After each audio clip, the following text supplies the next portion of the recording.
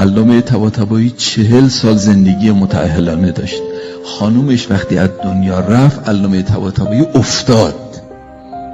افتاد علامه طباطبایی، یعنی از اون به بعد بود که سالت قلبی پیدا کرد. تا مدتها گریه میکرد. بهش میگفتن آقا شما فیلسوف، عارف، فقیه، مفسر قرآن، مرگ حقه. خب خانومتون از دنیا رفته، مرگ حقه. علامه طباطبایی میفرمونه که این گریه من که اعتراض به خدا نیست، که گریه من به خاطر اینکه وقتی یادم میفته که این زن چقدر با وفا و مهربان بود، یک بار تو این 40 سال دل من رو نشکست، یک بار دل من رو نشکست. گریه‌ام از این هستش که اگه من به جایی رسیدم او پشت سر من بود.